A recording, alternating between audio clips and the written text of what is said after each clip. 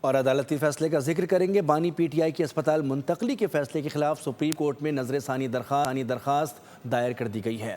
Chief commissioner اسلام آباد نے موقف اختیار کیا کہ عدالت نے متعلقہ فریق کو نوٹس دیے بغیر حکم جاری کیا۔ عدالت نے قیدیوں سے متعلق 1971 کے قواعد و ضوابط کو نظر انداز کیا۔ سزا یافتہ قیدی کو نجی اسپتال میں علاج کی سہولت دینے سے دیگر قیدیوں کے لیے بھی ایسی درخواستوں کی راہ کھلے گی۔ بانی پی ٹی آئی کی اسپتال منتقلی کے فیصلے کے خلاف سپریم کورٹ میں نظر ثانی درخواست دائر کر دی گئی ہے۔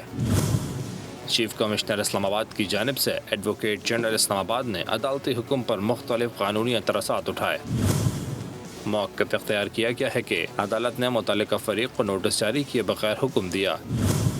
چیف کمشنر اسلام آباد اور متعلقہ محکمے کو فریق نہیں بنایا گیا۔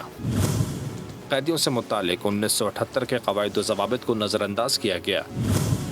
قانون کی روح سے ہٹ کر حکم دینا قانونی خامی ہے۔ آرٹیکل 10A منصفانہ ٹرائل کی ضمانت دیتا ہے، تاہم فریقین کے نوٹس جاری کیے بغیر حکم جاری کیا گیا۔ درخواست گزار کے مطابق درخواست کے قابل سماعت ہونے کے نقطے کو مؤخر کیا گیا۔ یک طرفہ طور پر عبوری حکم جاری کیا گیا۔